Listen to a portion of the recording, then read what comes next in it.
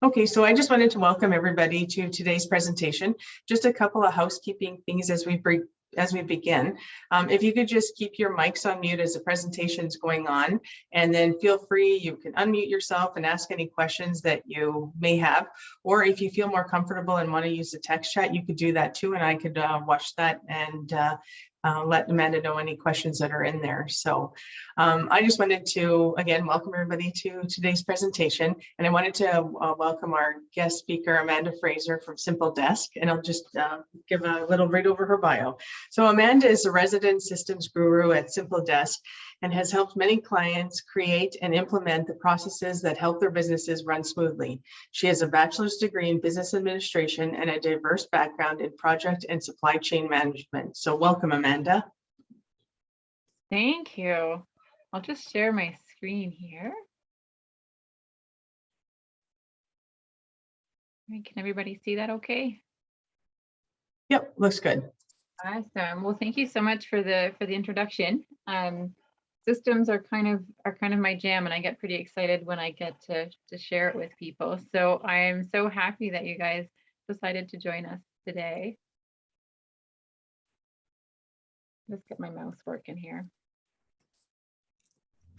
So if you wanted to maybe drop your business name in the chat and maybe a little emoji or a little a word that kind of describes how you feel about your current systems or how you're feeling going into this right now. I know sometimes it can feel overwhelming, or sometimes you might feel like you got some of it down and you're just looking for more information to bridge some gaps. So let us know where you're currently at and how you're feeling.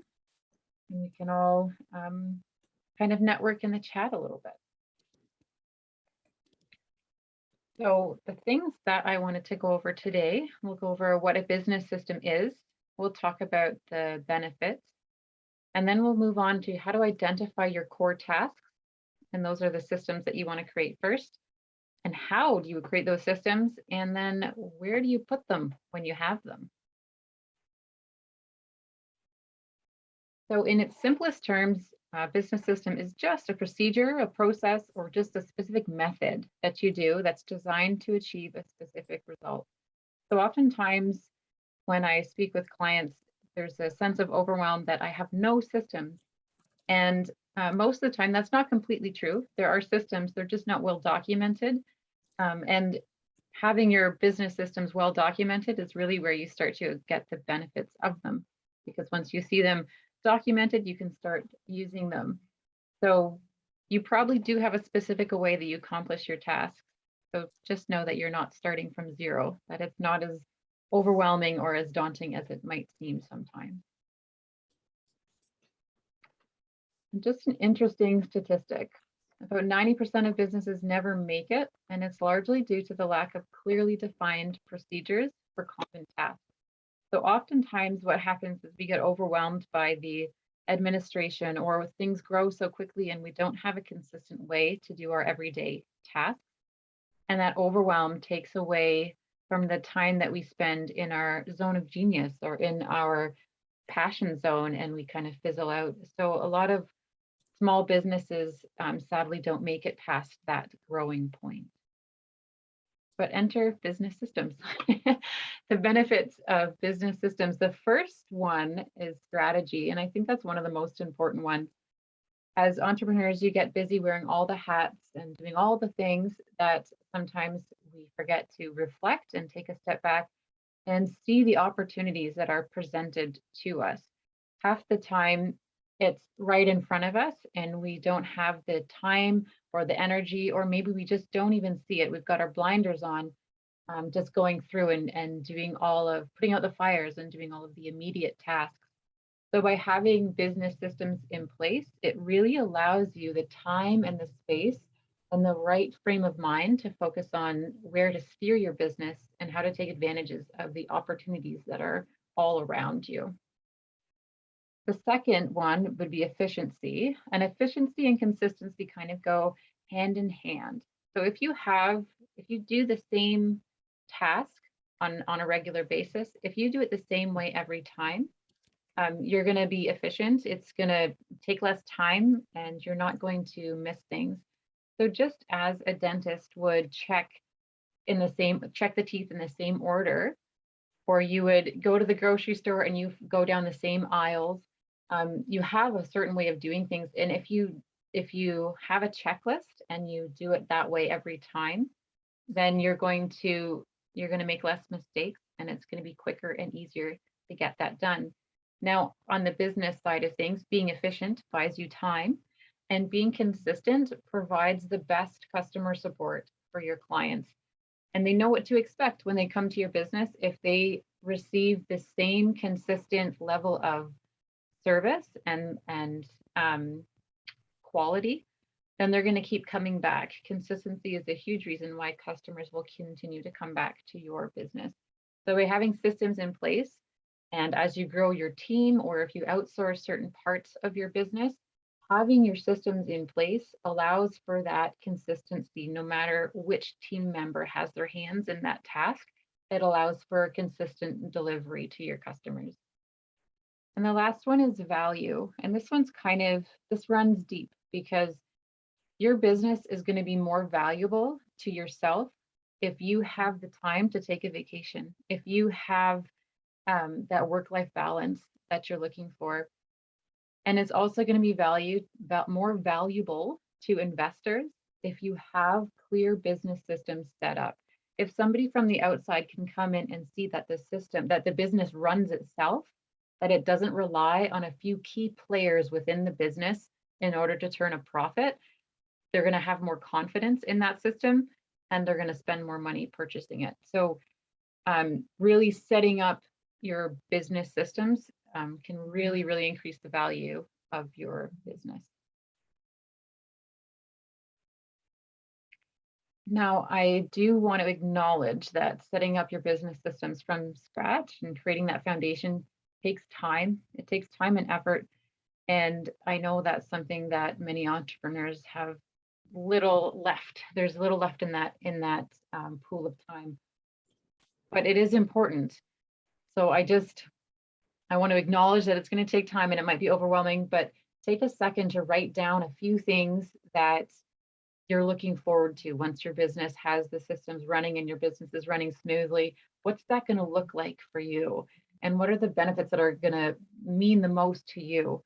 Because when you start to get lost in the details, you need to look back at this and be like, yes, this is why I'm doing this. And it'll be a good motivating factor to keep going if you start to get overwhelmed. So identifying your core tasks. What you really want to do whenever you're making any major change to your business is to keep your customer at the forefront of everything you're doing. So up on top here is kind of the customer journey. So they go from, like, when you're advertising, they find out the awareness piece, they know that your business exists. The sales piece is the entertainment, the education, the interactions that gets them from considering your business or your product through to committing to purchasing from you. Client onboarding is really big in some industries and for some companies, not as big of a thing for some others. The product, service, and delivery, so how you get your product or service to your customer. And then repeat, refer. You always want a way for them to come back go through the journey again with a different product, or repeat purchase, or tell all their friends how great you are. And so that's kind of what the customer does to go through that journey. And if you think about from the customer perspective, there's touch points along the way, touch points that they have with your brand, whether it's a social media post, whether it's they met you at a networking event. However, all those things that provide an impression when they interact with your brand, that's kind of what the customer goes through. But we all know that on the flip side of that, there's so many details and tasks that happen on your end to make those interactions a success. So advertising, they may see in an Instagram post and it resonated with them, but behind the scenes, you're doing content calendars, you're having your posting schedule, you're figuring out if reels or images or videos, what's resonating best with your clients. All those tasks go on in the background. So if you think about your customer journey And then think about all the tasks and activities that go into making that interaction a success. And then you can divide it by departments. I understand that you probably wear all the hats and have made it this far, but in order to grow, in order to scale your business, you can't do it all sometimes, you know, and so having it divided by departments allows you to segregate those tasks a little bit. It allows you to outsource parts of your business. It allows you to, if you're growing big enough that you're going to hire somebody on, it allows you to create a job description by having it laid out this way. So it's good to start, even if you're doing all of these things, if you're wearing all the hats, it is a good idea to divide it by department from the beginning, and that makes scaling even easier as you go forward. So here's just kind of like a bird's eye view of what we just talked about, business systems and the 4 pieces: marketing, sales, operations, and admin and management. And so here's some of the systems that you might consider implementing in each of those sections. So marketing, market research, advertising, email marketing. You might include website SEO. You might include, maybe do send out flyers, anything that's relevant to your business under the kind of marketing umbrella. You can jot down some of those. And for sales, it's mostly about customer relationship management, or how you get leads, and managing your, perhaps a referral program to help with that as well. And under the operations, that's going to be the most unique one, because every business is offering a slightly different product or service and a slightly different way to create and deliver that product or service. So anything that goes into the physical creation, planning of that product or service, that would go under operations. And then admin and management, things that are more supportive in nature. So accounting, bookkeeping, reporting. I would even include like your strategy piece when you sit down and kind of think about what the market's doing, what are my competitors doing, what am I doing really well at, where are the gaps in my business plan. That would be under admin and management, as well as you're steering the business.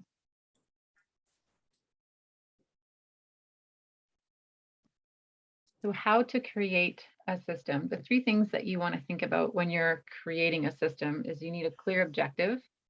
You need a linear set of steps that someone could follow, like a manual, and any helpful material. And that could include anything from a video tutorial or a template, like an invoice template or an email template or a contract that you use and switch out the names and things like that. Whatever's being used in that step-by-step plan, you can add in there. I do want to say working in pairs is one of the best tips you can have for this. We get so, everything's in our head and we do it so second nature that sometimes it's hard to break things down into the clear steps. And sometimes it's hard to take a step back and reflect on the big picture. But if you have a friend or a colleague, or you hire somebody just to walk through what you do in your business, they might be able to have kind of an outsider or a more objective vision of what's happening, and can help you document those steps. And it's usually even just to start. So if you show somebody how you're running your business, they can kind of add their, this is what I'm seeing is happening. And sometimes just seeing it on paper, getting somebody's input is that aha moment, and it makes the next few steps easier. But certainly consider working in pairs. So here's a simplified example of a system. Client onboarding. So the first thing that we would do here, send a welcome email and the invoice. The second thing, to schedule a strategy meeting. Step number 3, outline the process to complete the contracted work. So set milestones and what have you. Send the deliverables always before the deadline, because you want to exceed their expectations. And number 5, send the client testimonial questionnaire. So if that was your system, the extra resources you could provide are an email and an invoice template so that you don't have to rewrite the same thing every time. And the questionnaire template. So if you have a survey, a specific survey that you send every time, maybe just have a link to that in your system so that it can be, no matter which team member is taking care of that client onboarding process, they have access to all the same things that you would. Are there any questions so far, or comments, or any feedback that you want to? This is a good breaking point now. Hi, I have a question. Is it possible to get these slides after? Because Yes, it's I can. really great information. Oh, I'm so glad to hear. Yes, we can figure that out. If Lori, is that possible if I send you the slides? Yeah, if you send me the slides, I could send it out to everybody then. Certainly, yeah, I'll make a note of that. Thank you. Yeah, absolutely.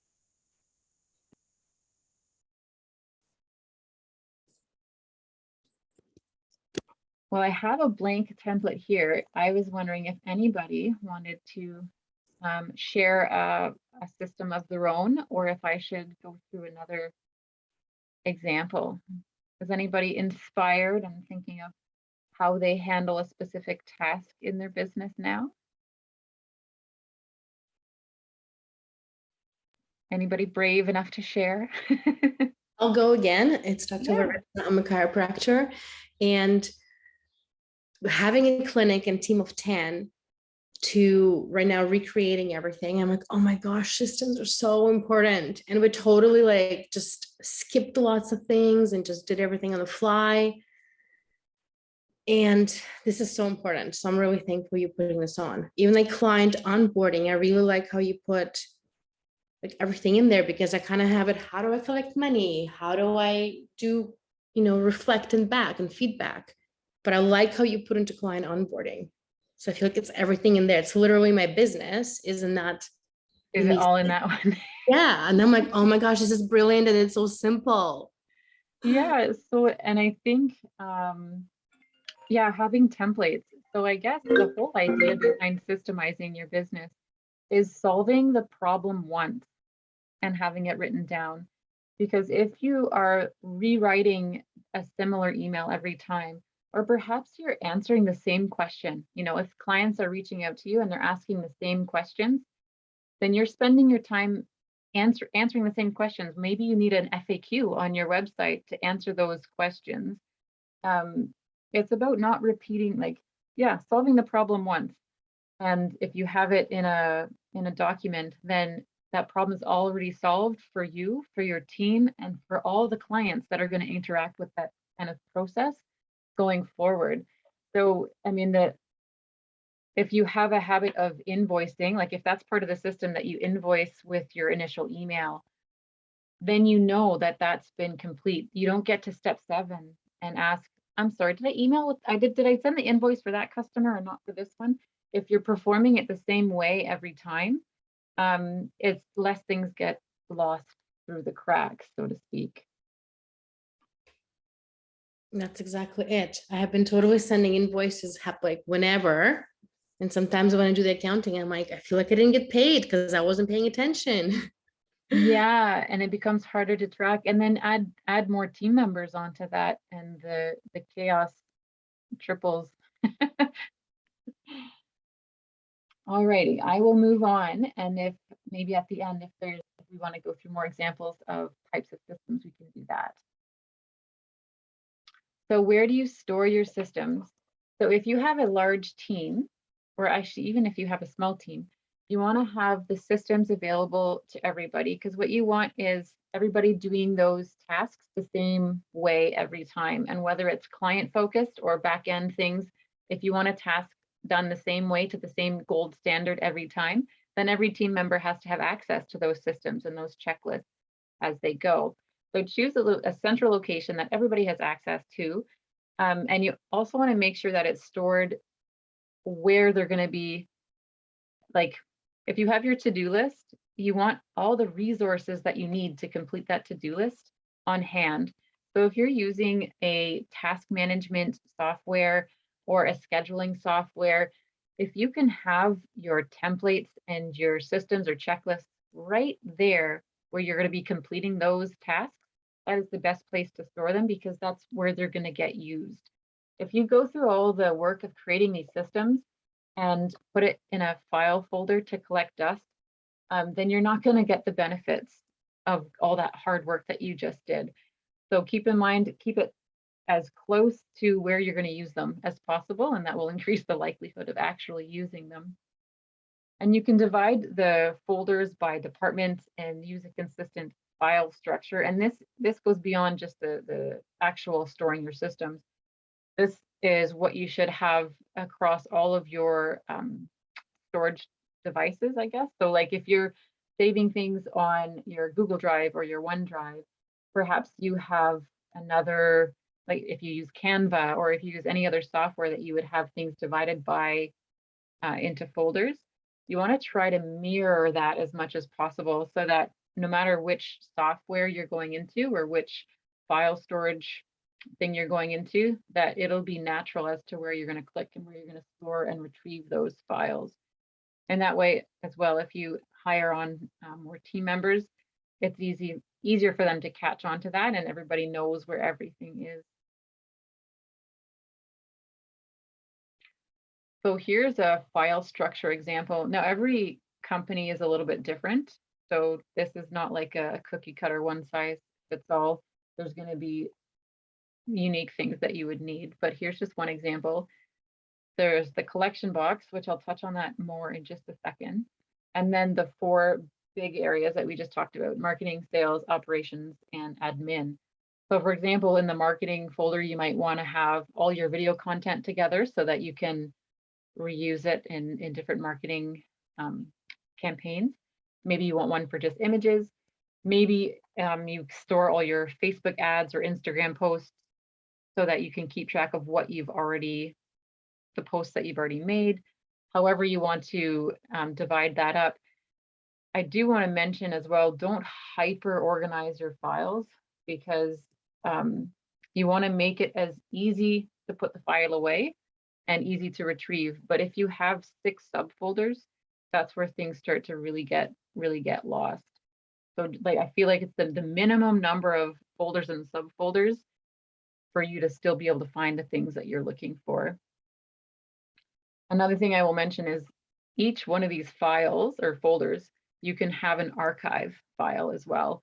So for example, with the Facebook ads and Instagram posts, if there's current ones that you're working on, you can have those just in the file itself. For example, every month you want to, okay, we're done with those ones. Maybe you put that in a subfolder in there that just says archive, and you can search it and look for it later. But if it's not something that you're going to be recalling very often in the future, then consider putting things in archive folders so that what you're seeing when you're going to find your current files is just what you need. So in the sales, you can have it by, for example, product. If you have 4 main product offerings, then maybe you want to divide your sales folder into those 4 ones. Or maybe you're very client focused and maybe it's going to be more about the CRM in that folder. It's going to be unique to your business. The operations, if it's delivering a certain service to clients, maybe you want to divide it. Each client gets their folder. And so for a digital company such as ours, having a client folder, a folder for each client in the operations folder really makes sense for us because it's very specific, like we're working with that client. And then in each of those client folders, we might have 2 or 3 folders, and one might be an external folder. So one might be, this is where we drop everything that we're sharing with that client. One might be, this is their assets that we're using to perform the marketing that they've requested. And one might be just the stuff that you're working on that you're not ready to drop into the share folder yet. There's different ways to do it for sure. This is just one example. And the admin, you can have your systems in here. Your legal, finance, payroll is another reason you might want to set it up like this, is so that you can have security controls. So if you were to outsource marketing, for example, you can share that marketing or a certain part of that marketing folder with that virtual assistant or with that company or with that new hire or whatever. They can have access to that marketing folder. And then you know that by giving them access to that marketing folder, you're not by proxy giving them access to the legal, finance, HR, the things that are a little more sensitive. So keeping that more secure in a different folder. So it's nice to have it organized like this so that you can more quickly, easily, efficiently give access to certain folders and files as needed. Now I'm going to loop back to the collection box because this has been a bit of a game changer for many of my clients. Sometimes you're working on a document and you're not quite sure where the permanent home is going to be. Instead of guessing, put it in the collection box and come back to it in a week, because then you'll have a greater idea as to where that permanent home is going to be. And if you have team members that are working remotely, or if you're working on something at home, we have a tendency to save things to our desktop or save things to our laptop. Well, what happens if the computer breaks down, if something happens to the hard drive, or if a team member leaves the team and they've saved all of their documents on their desktop? If you encourage people to use the collection box or have a file folder for each team member with what they're currently working on, that can save you a lot of headache in the future. We can have a quick peek at a Google Drive example. Amanda, did you want to are you going to break for a question, or do you want it now? Okay, totally up to you. Yeah, go ahead. I'm ready for questions. Okay, one question was, Tamara asked, what is the best task management software you would recommend using? So there's quite a few of them. It depends on, for me, it depends on how you want to interact with it. Some people love the spreadsheet look. Some people are a bit more visual and need the boards. Depends on how many team members you want interacting with you, or if it's just for yourself and maybe one or two other people.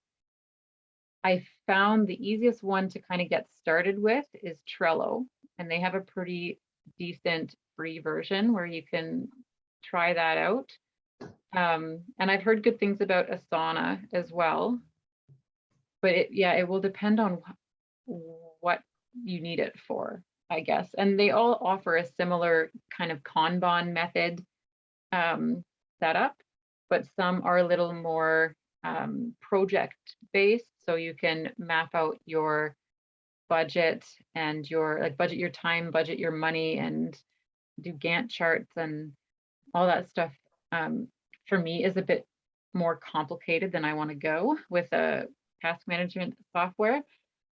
So if you're looking for that, I would say Asana. If you're looking for something simple to start off with, I would say try Trello. It's free and it'll give you kind of a taste for what you're getting into, I guess. Okay, and then, oh, sorry. Sorry. Yeah, this is Tamara. Yeah, sorry, for sure. I wanted to just jump right in. Sorry. So I do bookkeeping and admin. So for me, I found, as much as I work in a lot of CRM, I've worked in with other CRM programs, I do find them to be a bit too much. And that's why I wanted to get your opinion of what would be the best one, which ones you've tried that you would use. For me, I mean, I've structured my onboarding to be, I have my folders, I have them all tailored. And once I do onboarding with a client, they get the welcome package, they get the invoice, they get everything all sent in an email, all put together in one set folder. So I just wanted to have an idea, because you did touch on it and it seemed quite organized and interesting. So that's what I was asking. Yeah, so sorry, which have you tried task management softwares before, and which ones have you found, which one did you find was too much? I actually tried Trello and Asana, and I'm being honest, I found them to be a bit too much. I think for me, it's because they're heavily project based or project management based. I'm looking for something simple, because let's face it, not everyone likes doing their bookkeeping. A lot of persons hate having to know that they have to sit down and work on their bookkeeping. So to add less stress to the client to think of how many stuff they have to now put together to send to me, I try to make it as simple as possible for them. And that's what I'm looking for. Okay. So a task management that you're sharing this with the client? I do share, so technically, no. So what I should say is I know a lot of VAs use Trello and Asana. That's their onboarding. They use it for onboarding. They send their contracts, they send everything. As I said, for me, putting it all together, I just found it to be too much. I found it to be too much of a project management based Okay. product. And it could just be, I am overthinking it because I'm more looking to say, okay, what is the simplest way to give the client the information they require? Yeah. So, and that's going to be different for everybody. And I found digging into Trello, it's quite versatile. Trello and Asana, they're quite versatile in the way you can set it up. And so sometimes seeing the different templates was overwhelming because you're trying to mesh it all into one. You're trying to find anything that's helpful and kind of mesh it into one. So I think, yeah, it can be overwhelming. And before hopping into a new software, I guess it would be wise to outline your top 3 objectives of obtaining a software. Like, what gaps are you trying to fill? What's complicated now, or like what's not working now, or what could be improved, I guess. Okay. And then think about how the software can solve that problem. Because oftentimes, just because everybody else is using it, it doesn't mean that it's going to solve your problem or fill the gap that you're experiencing in your business. Absolutely. Yeah. So don't feel like, everybody's different, and don't feel like you're doing it wrong. That it's just going to be a different setup for you. And maybe part of what the overwhelm is, maybe there's things that are going well and that don't need to be integrated into a task management. Perhaps Trello, perhaps the task management is just for you, just to keep your mind organized in a certain way. And maybe it's kind of connected to the other pieces that you're sending out to your clients, and in how you're communicating with your clients to make it simple for them. It doesn't all have to, you don't have to do it the way everybody else is doing it if it's not going to work for you, that's for sure. Awesome. Thanks. Yeah. Was there another question, Lori? I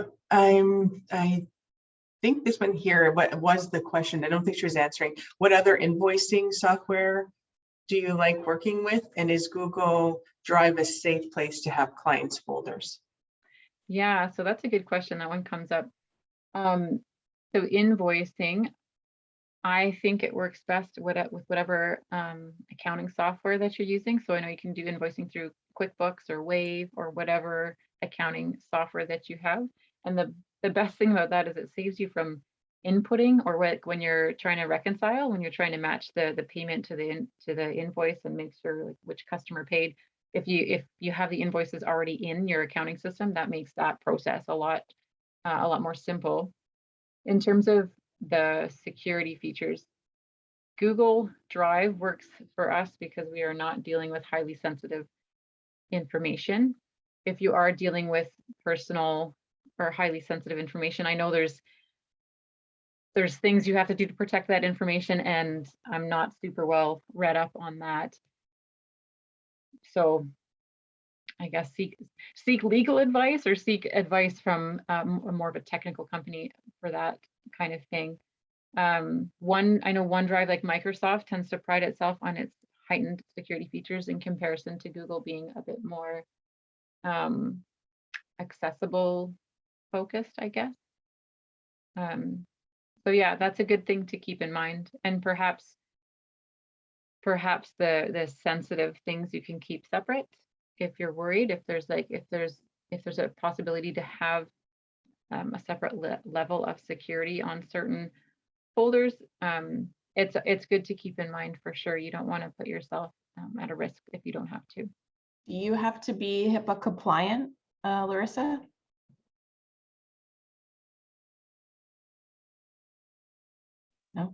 Yes, yes, I do.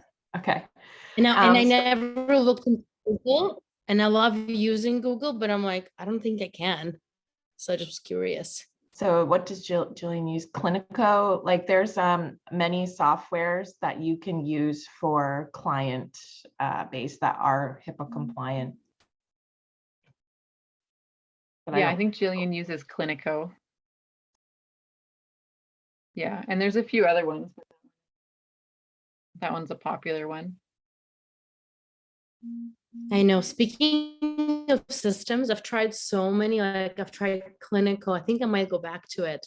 My team had different ones, and I'm like, oh, it's always like a new system. So I'm so looking forward to finding like the best systems that serve me, because I know technology is always improving. Yeah, and sometimes it's best to, I feel like we're at a point where they're very similar. They just offer slightly different price packages, but many of the features are similar. So if you find one that kind of works, I would just say go with it, because it takes a long time to learn a new system, to migrate everything over, and for your whole team to learn a new system. That's a time, money, effort. So I guess bounce around wisely, I guess. Were there any other questions at this point? I don't see any other ones in the chat. So yeah, you could carry on, and then yeah, when there's other questions, I can let you know. Absolutely. Thank you, Lori. So this is just like a sample file structure, having the collection box at the top, and then all your file folders. And then for what do we have under marketing here? Yeah, photos, podcasts, video content, and the content calendars would be all in there. And if you wanted to, so for me, I wanted the collection box to be at the top, but sometimes you can't order them. So put a little asterisk if you want that to show up at the top. Just a little tip if you want which ones you use most often. If you put a little asterisk, they'll show up near the top. All right, I'm going to filter back over to here. So we kind of touched on this, potential obstacles, time constraints, and overwhelm. So those are things that will come up.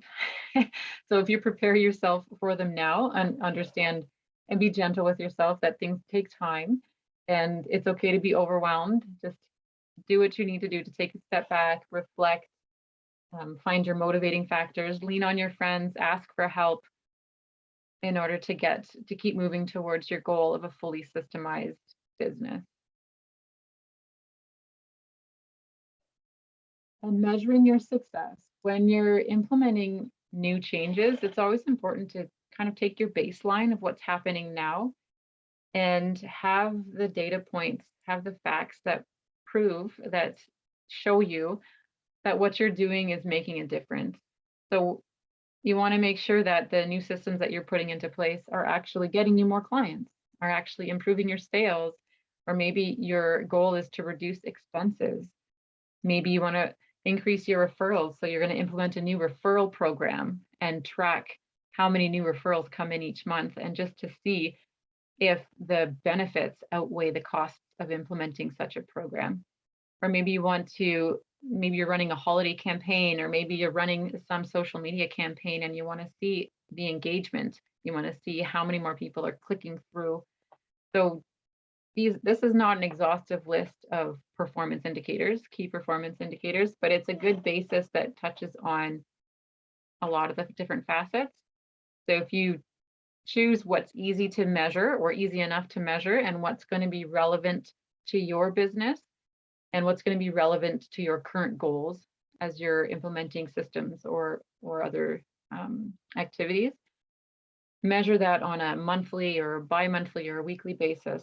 Again, whatever makes sense to your business and to the key performance indicators that you have laid out.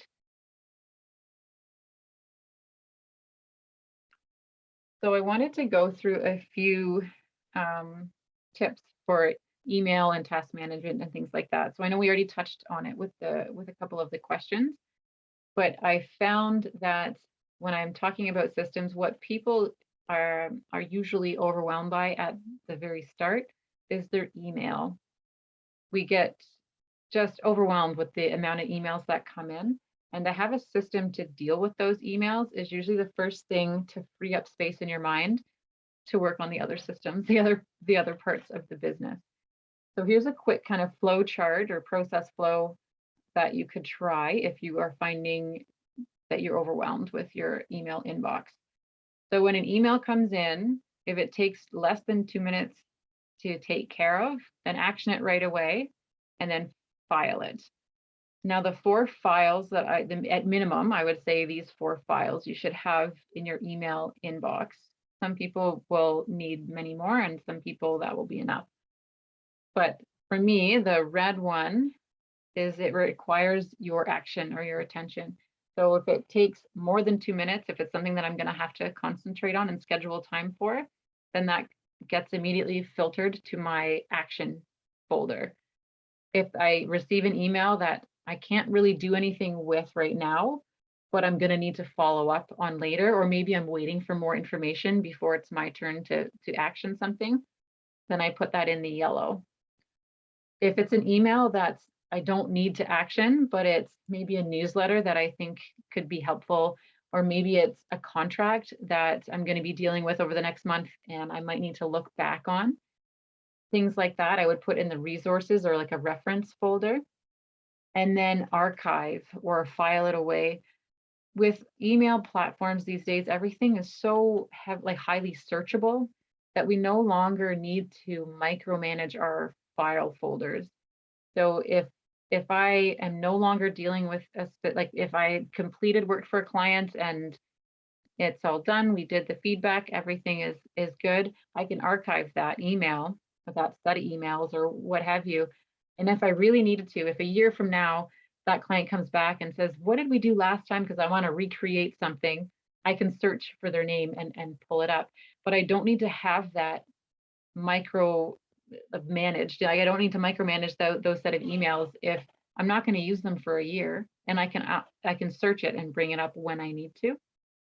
So that way it keeps the inbox clear and it keeps at your fingertips just the emails that you're going to be actioning, following up with, and using. So every time I check my email, the first thing I do is I go through my inbox and either action things that are less than 2 minutes or file things away appropriately. Then I go into my red, my action one, and then I add all of those tasks that are larger tasks to my to-do list. And then I search through the follow-up to see if I need to give a nudge to somebody, hey, where are we at on this, or those types of things. And then if there's still time in my scheduled block for checking my email, then I read the newsletters that I've been filing away, or I see if there's anything in that resources file that I can actually archive now. Like, oh, okay, I completed that contract, and so I'm going to file that away now. I don't need to keep that handy right now. So that's kind of the process flow that I follow every time I open my email. And if you find yourself if you're working at the computer and you find yourself getting distracted by your emails all the time, we all know that, right? Like it beep, beep, beep, beep, beep, and we can't resist finding like the newest email that came in there. It can really distract us. So if that's your work environment, I would also recommend blocking time for your email so that you don't let your email kind of derail your day from what you had planned to do. Does anybody follow a similar system like this to manage their email, or is there anybody that's feeling overwhelmed by how many unread emails are in their current or in their inbox currently?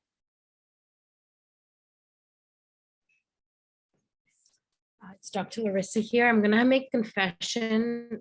I don't like my email. Sometimes I avoid it for days, and this is really helpful too. So my question, I actually have a question to ask you. Yeah.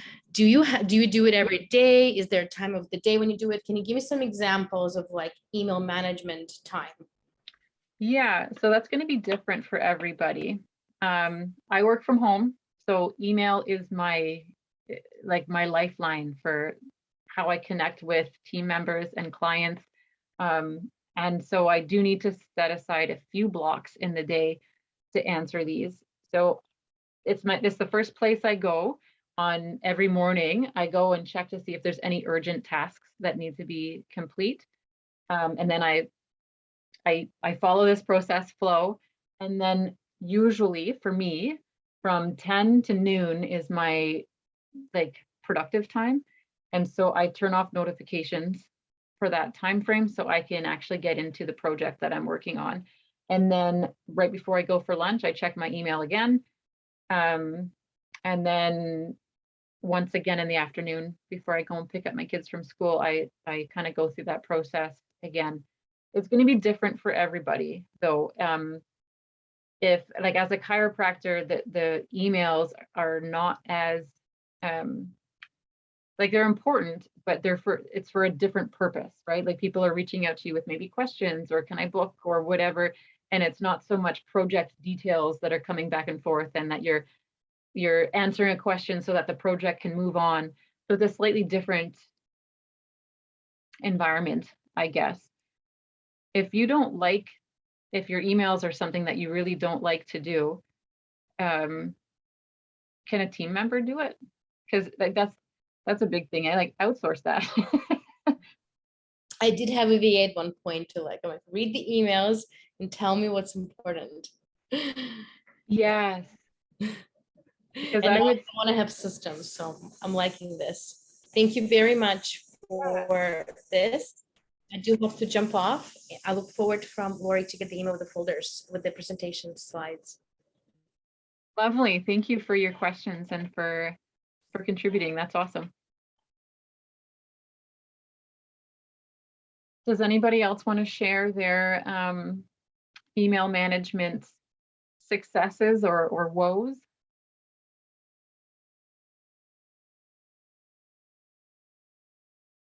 All right, I will press on. So we did touch on this, the Trello, but I wanted to go through it again because now we have a visual here. So the Kanban method, I think it started in the car manufacturing industry, and it was a way for them to communicate with their team, and so that supervisors and managers would know exactly where the process was, where we are on certain projects or which inventory is coming in. But it's such a versatile method to track anything. So the Kanban method in task management is that it starts with an idea. So if you have an idea or a task or somebody requests something, everything gets pulled into your grand idea list. And then you can prioritize and decide which ones you're going to commit to this week, this month, today, however, and put those into your to-do list. From there, you can add action steps. You can estimate how much time it's going to take. You can kind of file those tasks into your calendar if that's how you map out your time. And then you move them through until they're complete. So then you can start to see the list of all the things that you've completed. You can give yourself a pat on the back and make room for the new ones that are coming through. So this is that's the idea. Now in Trello, the most basic form of using the Kanban method in Trello would be to set it up like that. So you'd have your backlog or your idea list. So if you have an idea pop into your head and you want to make sure you don't forget it, pop it on here and then you can stop reminding yourself of it because it's there on your list.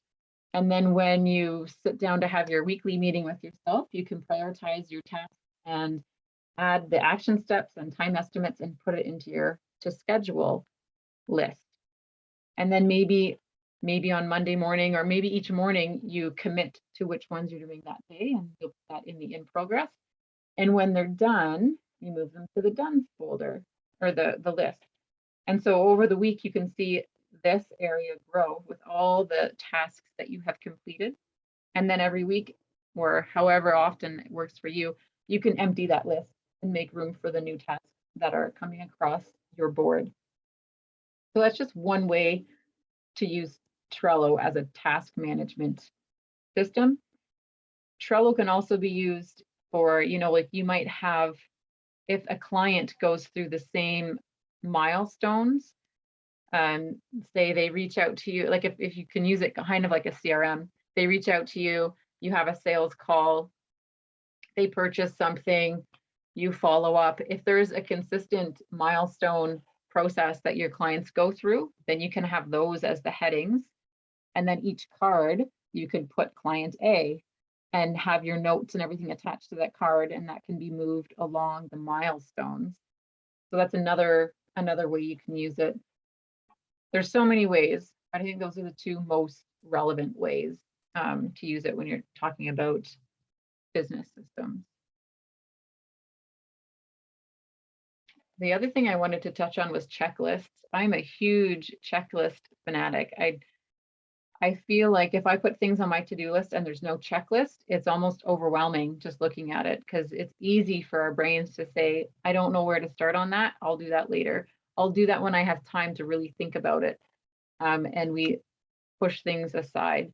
But if you have a checklist, there's an easy place to start, and we're more motivated to start that task. And once we start, we get rolling and it's easier to complete. So I'm a huge believer in the power of the checklist, which is also available in Trello and other task management softwares as well. You can see here on the example, launch holiday marketing campaign, 0 out of 6. So there's 6 things in that checklist. And if we were in the program and I clicked on that, you would see the 6 things.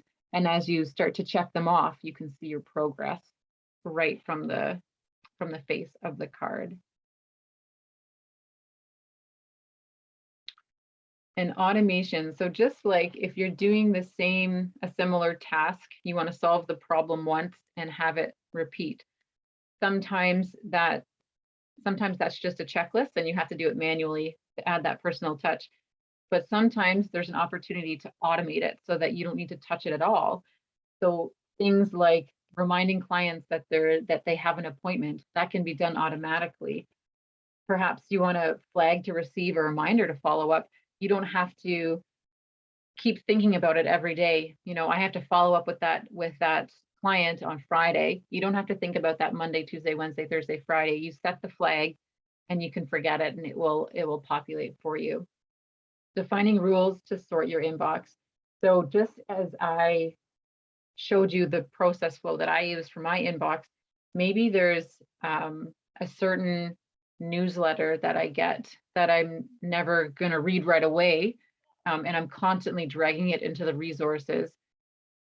I can set a rule so that it automatically goes there and I don't have to touch that email another time. So there's different rules that you can use to sort your inbox to give you back a little bit of that time. And scheduling applications. So we use Calendly, but I know there's Acuity and other calendar options, and that make it easy to book time, whether it's for clients or for team members. And within those applications, you can have workflows so that you can send out reminders, you can send out surveys or questionnaires, things that you would do every time, you can make it automatic so that it's done the same every time.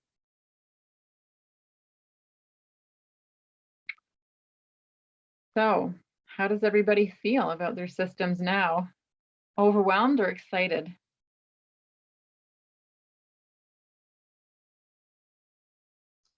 I'm excited. I know sometimes it's a lot because I feel like there's so many areas of our business that you can see opportunity to systemize. And at the same time, they happen on so many levels. For example, there's like the overarching, like the process of the customer going through its journey. But then we start to think about the micro details of how do I do invoicing and how far that is from the top, right? And so sometimes it's hard to get it all together. But thinking about your business from an umbrella standpoint, and then drilling down as you go, it can be difficult, but certainly rewarding to go that way as opposed to starting with the details. Because then you're gonna micromanage the details and lose the big picture. I've been there. Are there any questions, or does anybody want to share a system success? Is there something that you can give yourself a pat on the back that you're already doing, or something that you look forward to implementing?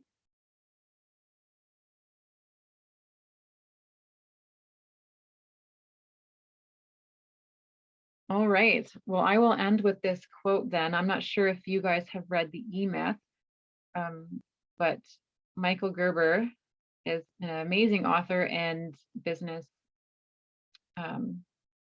expert, I guess.